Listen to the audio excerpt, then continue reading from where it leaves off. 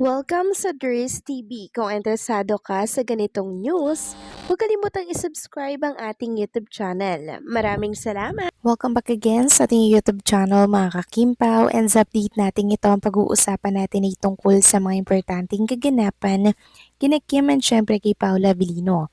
So ang pag-uusapan na tatalakayin natin sa update na to ay may kaugnayan nga po sa nangyari kay Chinita Princess. Sobrang nga kayang nasaktan si Kim Chu dahil sa ginawa po sa kanya mga kakimpaw, at yan po ang pinaghihimutok ng mga Kimpaw fans at supporters ni Chinita Princess. Sobrang nalulungkot daw sila sa nangyari at kinahinatnan ngayon ni Kim Chu. So bakit nga kaya? Yan ang alamin natin, kaya sana po itapusin ninyo ito hanggang sa dulo. And syempre, huwag kalimutang mag-like ha. So bago ang lahat, magpapasalamat po na ako sa inyong mga suporta at komento. Kaya naman bilang pasasalamat po ay nais ko lamang magbasa ng isang komento patungkol ito sa naging previous update. Mula ito kay Ginang Norma Dayag. Sabi niya, Nurse TV Good PM, how come nahiwalay sila ng flight? Dapat tuwag silang maghiwalay ng flight kasi maraming bitbit na baggage si Kim, kaya dapat sabay sila ng flight. For sure, di papayag si Paolo na maghiwalay sila ng flight. Nurse TV, for curiosity lang, doon nakatira na si Judy Tarasic but may hubby na. There is a possibility na mapanood ni Judy Tarasic yung one-time lover niya na si Paulo. Ano kayang feelings niya anyway? May asawa na siya na foreigner din. Those were the days. Forget and forgive. Let past be memories. No linger on, but it will never be regained anymore. God bless the couple. Lord, in all their works, guide and protect them always.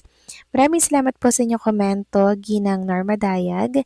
So wala namang problema kung makapanood po itong ex ni Paula Avellino kasi past is past. Ang importante ngayon ay yung present, which is itong si Chinita Princess.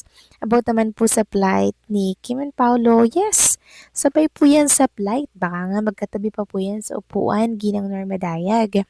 Kasi knowing Kim and Paolo, hindi nyo yan talaga mapaghihiwalay.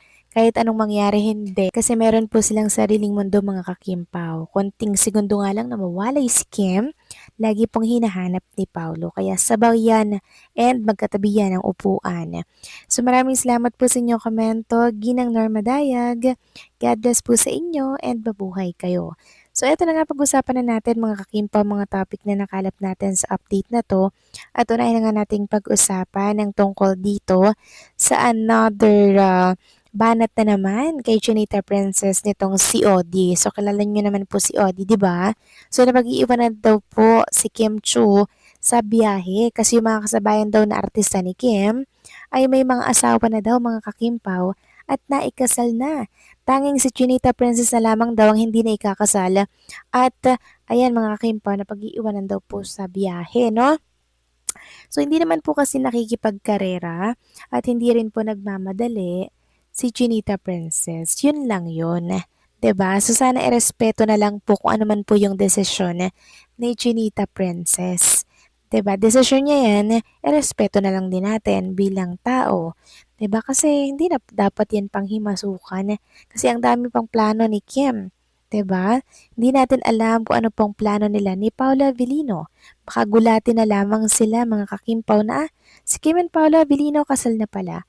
O edi nga ngayon yung mga nagsasabing na iwanan daw sa biyahe si Chinita Princess. Nako, ang negative, hindi na lang mag-focus sa mga sariling buhay. Samantalang, pag-usapan naman natin mga kakimpong tungkol nga po dito sa pinaghihimutok po ng mga Kimpaw fans dahil sa nangyari po kay Chinita Princess. Sobra silang nasasaktan and balamang si Kim Cho rin daw ay nasaktan sa ginawa sa kanya nitong si Vice Ganda. So ano nga kayang ginawa?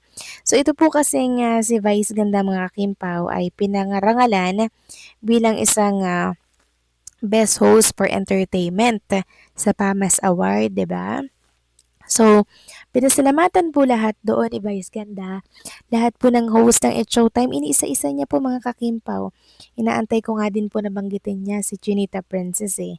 Hindi niya po binanggit mga kakimpaw. Nag-iisip pa siya kung sino babanggitin niya. Wala na daw eh. As in, wala na talaga. Inisa-isa niya yung host pero si Kim Chu wala po doon sa lahat ng pinasalamatan niya. So baka daw po nakalimutan lang ni Vice Ganda mga kakimpaw si Chinita Princess. So imposible naman daw po yun. Sabi nga dito ng isang account sa X, siguro para sa kanya at sa iba maliit na bagay lang yung pinaghihimutok namin. Pero yung pangalang hindi niya nabanggit, yun yung pangalang iniingatan, pinapahalagahan, minamahal at araw-araw pinagdarasal namin na sana maging mabuti at makatarungan ang mundo para sa kanya. Kaya we will never be sorry for standing up for her this time. Isang bagay na hindi nyo kayang magawa para sa kanya. Hindi nyo kami masisisi. Tapos may nagsabi dito na baka sa personal daw gustong pasalamatan ni Vice Ganda, si Chinita Princess. So tinagpo si Vice Ganda mga kakimpaw. Para nga naman mabasa po ni Vice Ganda na hindi niya pala nabanggit si Kim Chu doon po sa mga pinasalamatan niya na i-share niya nga daw po yung kanyang tropeyo para sa mga It's Showtime host na nakuha niya po sa PAMAS. So baka nga talaga nakalimutan lang, 'di ba mga kakimpaw? Knowing Kim and Vice Ganda, super close po yan sa isa't isa at anak-anakan po yan ni Vice Ganda. Pero nakakapagtaka nga lang na bakit nakalimutan niya naman si Kim Chu? Dapat siya nga yung unang-una, 'di ba?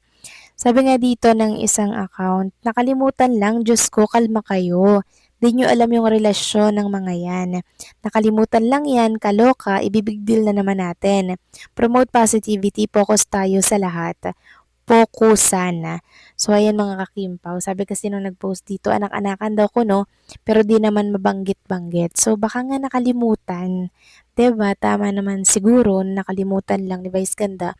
Kasi napanood ko yung video, iniisip niya talaga kung sino to yung mga hindi niya pa naisama mga kakimpaw. Iniisip niya pero hindi pumasok sa isip niya si Kim Chu mga kakimpaw. And alam ko na naiintindihan naman yun ni Junita Princess na nakalimutan lang talaga ni Vice si Kim Chu na banggitin. Maliit lang na bagay yan, pero syempre mga kakimpaw, nasasaktan din ang mga Kimpaw fans dahil nga po dyan. Kasi knowing Kim Chu, lagi pong nababatikos nga sa It's Showtime. Tapos si Kim Chu pa yung hindi po naisama sa pinasalamatan at i-share nga yung PAMAS Award ni Vice Ganda, 'di ba? So medyo nakakapagtampo. Well, di naman natin masisisi ang mga Kimpaw fans dahil talaga namang deserve ni Kim na mapasalamatan din. 'Di ba? Ano nga naman yung rason ba't makakalimutan? Kahit na maliit na bagay ito, syempre mga kakimpaw, masakit. And kamusta naman daw kaya ito sa pakiramdam ni Chinita Princess? Knowing Kim Chu mabait, maunawain, maintindihan niya yan na nakalimutan lang marahil ni Vice Ganda. Kaya wag na po natin yan marahil ibig deal mga kakimpaw dahil wala din namang mangyayari. 'Di ba? Hindi na rin naman maibabalik ang mga kahapon at pagtanggap ng award na yan. Kaya okay lang yan. Huwag na natin yung palakihin, okay? So, paano mga kakimpaw? Hanggang dito na lamang pong update natin. Maraming salamat sa inyong patuloy na pagsuporta.